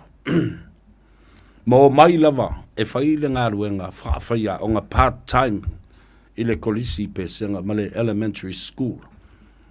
Ale kale sia Yesu Keriso lau pa io asu ngatai. Introduction of a Bachelor's of Education in 1987 was followed by a Bachelor's of Art in History and Samoan. Pipi ia tulo ia i mana mātuto ina wale la wafu ia ia whai maumanga. To e sawa i lo mpapa. Ulu fale e lo i le universite. Ma o nga whaatasi e lo malo mātautina. Se ia o lava. I le tausanga e awhi se lau iwa se fulu. O le ulu wai whaau unga lava le nā. A le universite o le papa i ngala ngala. The first ever graduation ceremony of the National University of Samoa in history.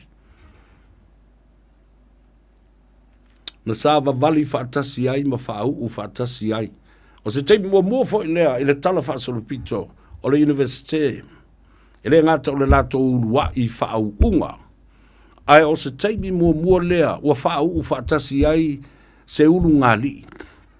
A married couple ever for the first time walked together in the procession of the graduation ceremony. O le teimi tonu fo i le nā. E mana tua i pēa le awhi se lau iwa se fulu. O wha malu ai o le alii, o le whaata mā. O le universite, o le papa i ngala ngala ma le universite a Samoa. O le fionga i le au mamalu, o le malo tuto tasi o Samoa. Le fionga le nofo, le sunga i le mali e toa tanu mawhili le lua. O le saunoanga au tū mo le launga momori o le aso le nā. O le fionga i le au malu le malo. Le sunga le mali e toa. Nā nginga i upu, ina o si le fia e le ali i whaata mao le universite. O lo o i aise urunga li i ua whaau u whaatasi i le ulu wai sauninga o le whaau unga o le papa i ngara ngara. Le universite au wao o le malo tuto tasi o Samoa. Na whaavai le awhi se lau valus fulma le wha. Ai whaato a whai lana whaau unga mua i le awhi se lau iwa se fulu. 6 years later. Na mai tau ina ai le sunga le mali e toa, le toa wha i ala vea, ma le tausi i a whapale. Nā ngina ai le saunoanga, ina ua pa u le sunga le mali e toa. Lau ftaleinga i le li o le tū la vea li sona la ulu. Tū manu vau. Ma le tausi i a whapale la vea. Susu maia, a fio maia i le saufa inga a le au whaiti ke lia le lalorangi i le uluai whaau unga le nei o le universite au a Samoa, le papa i ngala ngala, Samoa National University, first ever graduation.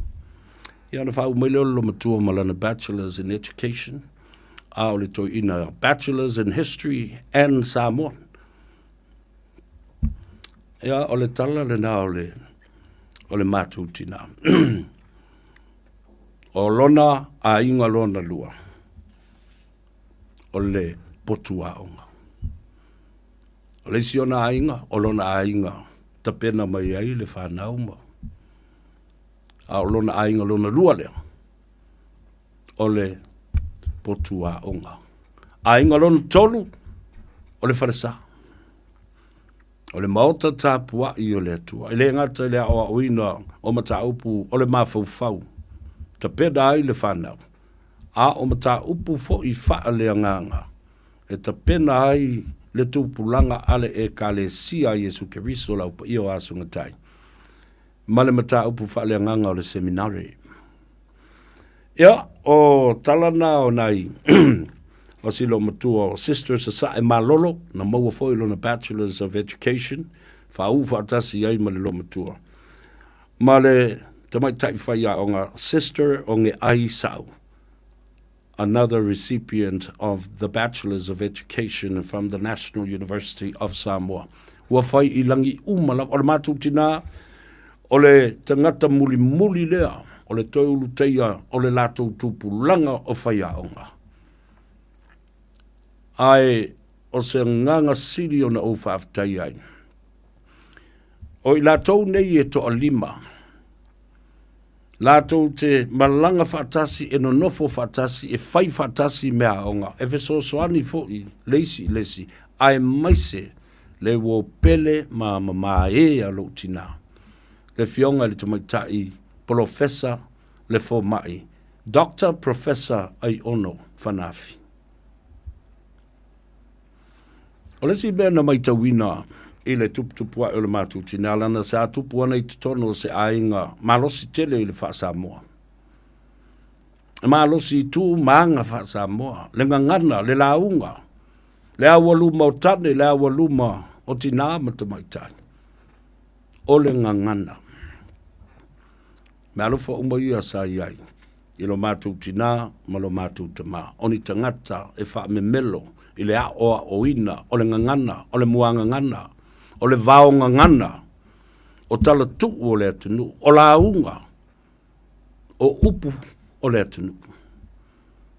Awai whaifo le via vevelo la vea. Ai a ola ina, wha I le tō wha, ale lo matua le nei I le tū ma le anga, ma le ngangana, ma le vaongana. E matautia. Aftai le tua ina ua whamana waina ngā luenga. O ifo nisi o ana, o whamanianga mai. I nisi o le toa tele o I lātou. Sa I lalo o le pūlenga ma o onga ale tinale nei. Nisi o whaia onga o lo ngādulu e pēle nei teimi. Nisi wa ngā I le pāle mene ma le mautafono. Nisi wa whawai lava o lātou wa tinae. Ma whaatino a lātou tautua I awala ese. Le sunga I a asiata whale malu pio vauriko. Tasi le nā student ale toi ina ma le ole matua. Le li I whaipule lea wa se e nei o le minsta. Lango o le soifua malolo ina. O ia le nā. Wa tu ina tu iai le whaatu tuanga e nā te wa aia le tino o le mātu tina. A o iai I Samoa. O le pule au le nā, o le au onanga ma le tautua, a le linga funeral services I le tātou o tunu. Le sunga ia motu apua. Honorable Associate Minister of Health. The Honorable Motu Pua'a Papali I Seyuli Henry Afilet. Ia ma le to te e alu. Le aso le dei o whalau I nātou I lātou. Sa o mai lalo le whaamalu o le lo matua le nei a o avea o ia mawhaia onga. E mai le mau o le mātou tina. E le ai seisi wala aunga siri atu I lona mawhauwhau ma ona whaatau o ina o lona wala aunga. O le avea o se whaia onga. O se tangata e a oa o atu. Nisi tangata. There is no other greater calling than to be called a teacher. Hei a seisi, I lona talitonunga le nā, as a professional, and how she looks at teaching, and as a teacher, to the profession of being a teacher.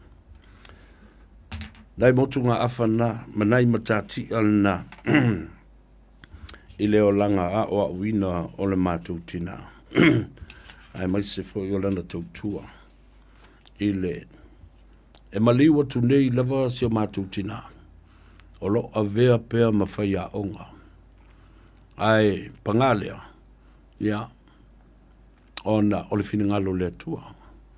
Ioe, ua lava fo I, ma ua te tau fo I o na malolo. Ia, o te whawhitai ai le mea lofa a le atua i lo mātou tama, i lo mātou tina. Le tele o nei tau sanga. Sa whawsanga i ai. Mai au te matua malmalama le lei i mawhitianga fo i lo mātou tina. Leanga ua loa tau sanga o mafuta ma lo mātou tama. Aina ua wala au ia le atua i lo mātou tama. Ua pei ai, ua motusia ai le mafutanga le nao le paanga tō tino e no nofo whawsanga i aso umalea leo na whatu lautala. Langa wau masani ia mi o tō ina molo matua. E titilo mea papa titilo atu mama. Te ia ua, te ia ua whalebisa. O lele fo i e mari. Where kaula i e lau pupula o e lele nia. E alua te ia ua whaini ni misa ai le a ma se mea ala yo na whai nā mea. O winga maanga tangata mātutua na yo tātou ta mamtina mātutua. Ioe. Ia na umalo voi la io na pisa fa mai Faiva se lo usu mai o le pese ai whai au kakalo. Mātuti tali ie ai lava. And I think our mother missed our father so much. Lala fo le nai fa mai so o lava ia tau. Te losa vea. Ma lie o la wali ia. Whak oi la wali. Wha mai o le tau ta mama lo ta ma.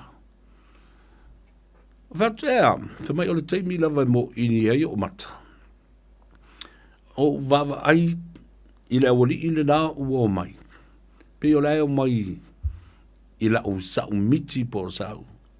Wha tu la me lai whai lauri. Wha mai. E talo mai i a te au. Wha mai sa uia. Mapu mai nei e mātango fie ma le lei ma le fia le mea le mau te iat. Whatu, talo whai. Wale o e malo lo le lei. Whai lai la wali i le nā pe ato e mai e talo mai a te o e le pō i le teimi le te moe ai. Whai ai. O e su e se la mea o ngai whai. Ioi. Oi le lalolangi o anganga pala teiso le nale i eile whare pui pui lai kaloka isi anganga leanga. Oi whai se la tala inga. Ele se me o mai e fuoi. Whala ve lave ma tawana watu oi. E ona ata e ele o si o batu tina. Anyway. People grieve in different ways. Wau le no fule fale. Ia ma o male moa ia uia ia mafu whanga alofa i lo matu tina ma le misio ia. Au whapela utala. Whai se mea e sili o na tāua. O le tāua fo i o lautala noa i ai e winga i le mafutanga ma lautina. A vea fo i le nei mea. O se whata i ta inga i le tō tele o le atunu. Pea o mai le whanoa noa. Pea tō e sea se sa pele i tono le loto ma le anganga. Tala noa i mea le legi sa whatino. E le ngata fo i lai ni nā. Pea no whatu le te musola. E le ase te miu te whapea tuai. Ma i maa ue. Ana i loa. Se manu. Ai walu le tina. Alu ma loto mali. E le ia fo i ma se mea na totoe pe na tu o te lei au i nā tu ma ave nā tu.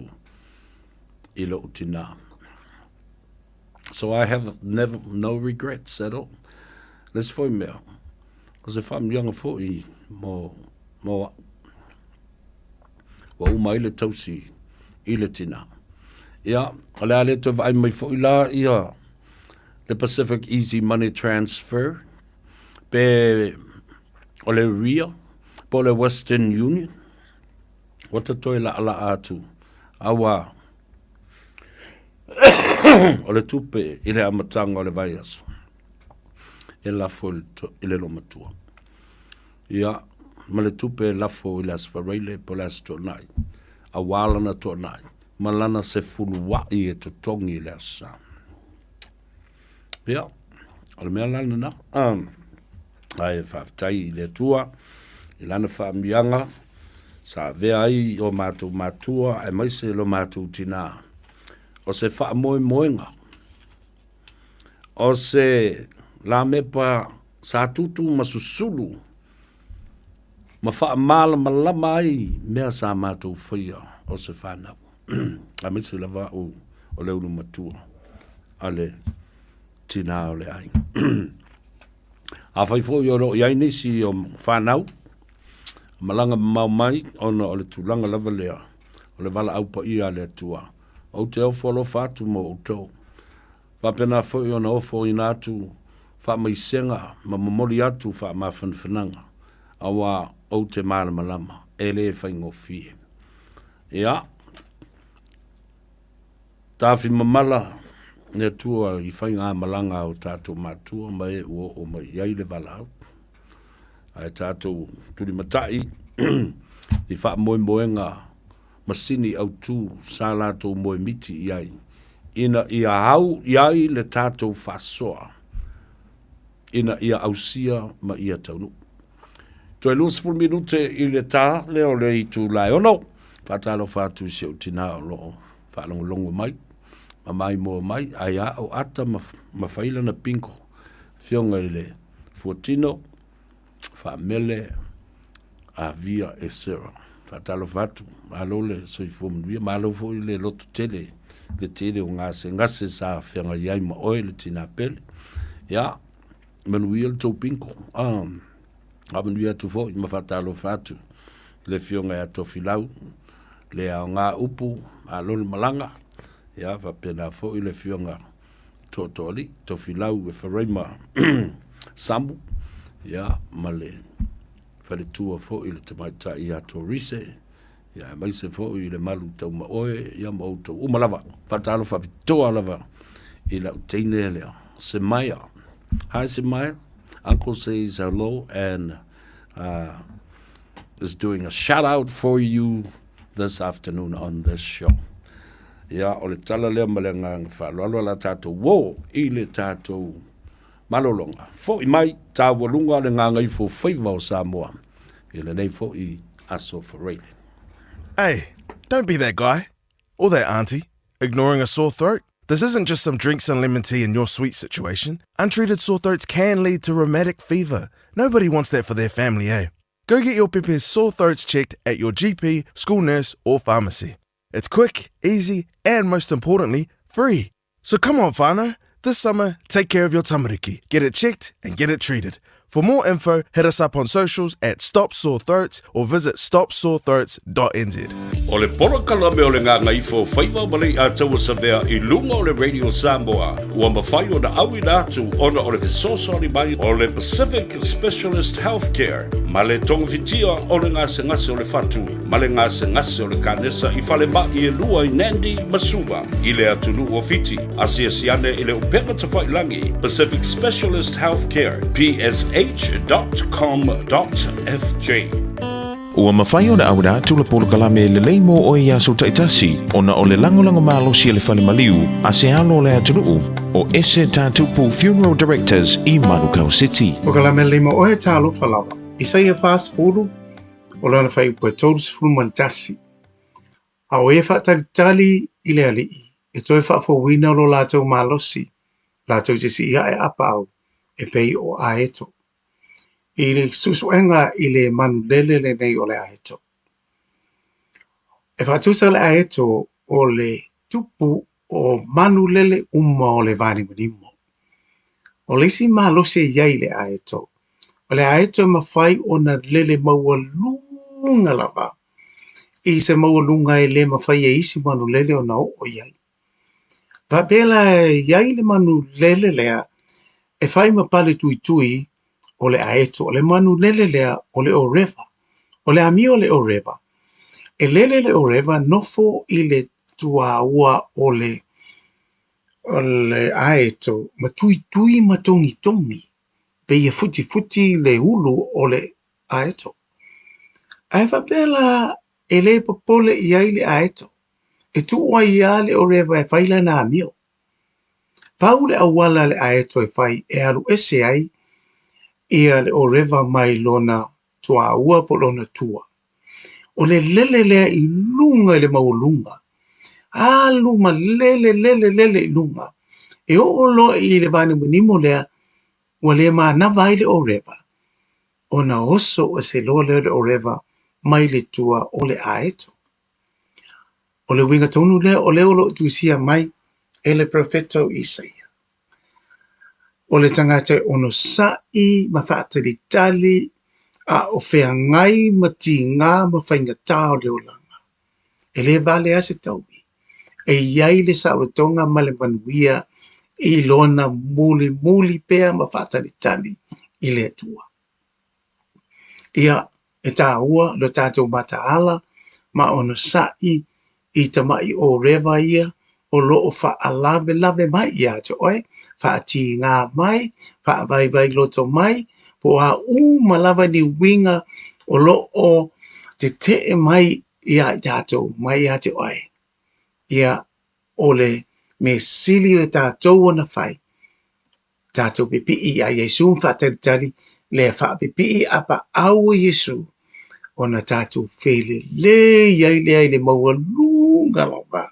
Lata ia Yesu. O ina, e le mawhai ai e le whili. Ono so whai ma toi wha lave mai ia te oe. Wha pipi ila i o apa au keruso tātou te while muai. Ma manatua e le lei mo oe. O le ese tatu pu funeral directors o se fale maliu Samoa o le tali foilea o taimi whengata o na o le malanga al maliu maleoti e mawhaifoi o na latu awinatu ma awina mai tino maliu o e pele mai so o se atu nuo lalolangi wala auno le ese tatu pu funeral directors i le lua no lua tolu fitu o pea fiuane ele se fulu malebalu Norman Spencer Drive Manuka City.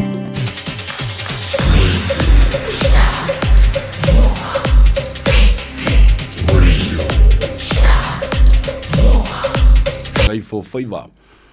E le nei a safareile matawalunga i eitiu te ua taula i ai ia ngā luenga Samoa i New Zealand ei. Ia manisi fo i tafa o le lalulangi e tutusa tātou waso ia ma tātou taimi. Ai, o le au te wawa i atu. O le tāpenanga Samoa leo le atawalunga i ai ia le tātou whaamui le so. Manisi fo i mata upo le atawa whai. O le nei vai aso atoa wale tano awa i le aso atai ao. E peo na lausi le fia le taua leolo ngā pārei i se sa e tūtu tono. I le vāo Amerika. Au whaatasi ma Israel. I le pomu ina leo Iran. O le mea o tūlai mai. E ai le mea ta o Hormuz Strait. Mai o le o ngā samilea. E vāpi api. O i e anga i uma mai ai ia vaasua u kalasini tiso ia whapena fo i waa o loa o lo o au mai e tufa ma whaasoa le lalulangi i atoa ai mai se fo i o le atu Pasifika o le mea la ua tupu o le vāpi api lea i o le Hormuz Strait. O i e control atoa lava mapule Iran. O le mea la le o tūlai mai nei. O le mea lea Donald Trump ma Israel. Ia, tate alo fatu le mea le au o iei le Pasifika. Au tō silsila i le tele o pamu lewa i le teimile nei. Ai ala tua le se pensini fo i le leiva tas 91 unleaded. Ai sea. Ua matua mama atoa paelo umana i lalo o tane ia. Tilo i folara i le mea na le maritime traffic through Strait of Hormuz. E control uma, sina vaenga va piapi o le tunnel. E o mai uma i lava va uma o le lalulangi. Lea la o le atau fia i nei. Ba wha i tia le swau. Ae matua whanga i le vate tea. Le taunga tau le pensini o le au o iai. Le lau mai au na whaita penanga fo i le tātou o te nuu pe o na sao noa i le fionga i le li pārmia. Wa umao na maali lie whatasi ma le pārmia ma te tai fo i o le malo New Zealand ma Australia. Ina ia fesoso di atu i so se teimi lava. E wha le tonu ai ia tātou va. Wautou si sila tu mea nai tupu mai le va alina. Le va ai anga i Bangkok. Na ua pomu fo i ai e Iran. E le ise si e toi sau i le vale. Mai fia masina o le atatu nofo ai ma whaatalitali po le a le a fiang te le a fianga o te mau ainga o le Pasifika e mai se Samoa. A le ai nei se tatu toi fo I foi la ia le o New Zealand fai le mele ta o le Carless Day. O lana winga e ile I tu malo e na e ile aso e sa ina whērua I leu ta vale lungo le awa le tele. Na ia whai titi ai ia le tulanga le whaonga ino le sua uma le pensini. Ia, o lesi vaenga tā ua tele. O loa ia au mai fafa. Mana tua o le moa. Ia o le sau mai I Amerika. O le tele fo ila o le tātou le tango lima. Ia tātou whātoanga. Ia whapena fo I o tātou la fumanu o le moa, o le puaa, o povi, ma moe, o a umambea whapena. Te tau o na whaalotu tele I tātou, ma whaamalosi au tātou te o, e toi la langa le vau. Whai a tātou watina e ma tātou whaatoanga, au a tātou te whaalango I o loa e au mai fafo. E sili atu o na whaatuotua ina lova ai I lau talo o tuu le ele o le whai o le taamu o a umaisi mea o au moa na e te taaina pe ai moa I malisi kanga kale ai moa. A le tō tele o le atunu. O le ua lango le polo keti o ati na e ia. O le au vaenga malava la le I le isi tu. Ia le vaenga tu le epa le fe ei nei ma whai mai le isi a ngā le polo keti. Fe ei ei pea. A o lou tau tū ma te e lea I fuafuanga ina ia manuia ma le leia tina e lea tunu. E fe e o tau, ai matitiva o mai ma tau fia ia mapunitia ai wha manuianga e manuia ai atina e atangata o lou tau I tū malo. Ano o tangata ne ia mana tua le mea le nei, le polo keti lea. Le si whai ngā pālota, out, o ese. Awa ni toi mai mau ai le teimi o seisi toi mafau fau ai. Au mai ni tangata whapea. E sauni atu le malo. E tufa whaamnianga. Ai o mai te ma le fia ia. Ko loutou te fo le nā. I whaamnianga te tau na maua e o tātou tangata. O se talala tamai polokikia Amerika. A wai tō tele au tau le nā o Samoa le nā lawa la tō lango hina ia le tō ino Donald Trump. Au te tau atu ia tau. Ula lava mi o tōn. Ma lau lava fo I whiliwhilinga sa o loto. Ma lau a ia te tau. O te le lango hina. Donald Trump. Ona o le whaasau sidi lea o lo whaia nei. Ia matapomo I fua isi a tunu uia. Tau fia ai fo I. Ma le tūlanga o le tamau ainga le lei o tangata. A la au tō silsila iai. O le mea na tupu le tai au nei. O le tō o tele o I la tau I le mea tau o le CIA, Central Intelligence Agency, le te tai el te mai tai Samoa. Ia tusi Gabbard. Wha ma vai isi tangata mawa lulunga. I tō whinga. O tai au ma I la tau. O e ma whaio na whao ngā o la tau to mai. I le fuafua ina o ni taua o awala I whao ngā ai e Amerika, mea tau wha tonu. Wha mawai, aisea, wa umana lato whautua ina Donald Trump, o le taua lea o loo whaia nei, it is illegal war. E soli tu la fono. O loo ta oto I tonu o le Constitution, po o le whaavai, ma le tulafono ma walunga ale malo tele o Amerika. So se teimi tu se lava po o le Palestine. You are the chief in command of the White House. You do not have the authority to attack another sovereign country. It has to be passed through Congress and the White House. Ele mawhaia e whaia to tasi se whai unga. E oso whai ei seisi malo. E te tau, ona whaulu whale mai te tonu, ole I oenga ale konkalesi, ma le maota pai, o whai pule uma, ole maota, ma le malo Amerika. Nai motu ngā awhana, ta oto atu iu o tafa, ai whaafitai I le fionga le li pāre mia, whawhitai sui whai pule lo lātou langolango ina. Ia le tufa ina o le whaamanuianga o le se lau lima se fulu tā la. Tele I tu malo le nā ua whai. Ia o mailea ile I tu malo o mātou. Nā ua tufa ia tupe so solo lātou maisi nu. Ai maise le tele o le tupe o tufa ilo mātou I tu malo. Ma le mātou nu ui so lau. Whawhitai. Ai toi whasiri ei fo I ma lau ofu. E te le poloketi. Alai poloka le anoa. Mai o lala le te me mo mai le mātou tupe. Whai malu I tua e wawa ai le rei I mea la o tufa ma whaamnianga o avatu le tātou tu malo. Ia, whamangalo se leo le au le nei aso tātou whei loa I tau walunga ai tiu te le nei mai aso le tāno awa I le aso a tai ao. Whasua le tātou lau, tau o ao ipu o le tai ao. Tau mafa se awa a wā Samoa ma lau whaafonga mai se lau tāpua inga I le nei mai aso atoa. Le atou sa vea leu lua I le I se yuli le nei. Manuia tele malo longa le fiafi. Manuia fo I tau. O lo I lunga le ala tele fatalo fatu le fionga muangu tia. The Rose Lose Dominico. Ya, o le au aveloli ma le au avipasi ma I latu uma. Lo whaungaina le awala. Au Uber drivers. Ko kaua I futu lunga le awala sali.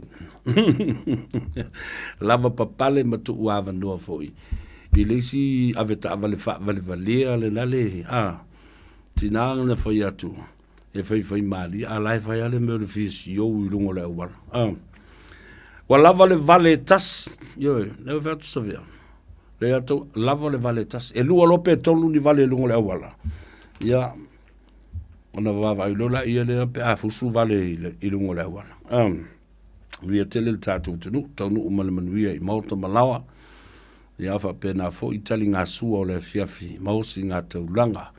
A malo, whaile Faiva ia te utau o lo ngafa ma tau si o tātou ta mam tina mātua me se fo I o ngā sesenga o tau mawhitanga. Ia a wātali ngā sua ia so uma ma teimi uma. Malo ina ngā luenga lelei o lo o whea ngai mo tau. Ta mātua ia masoe.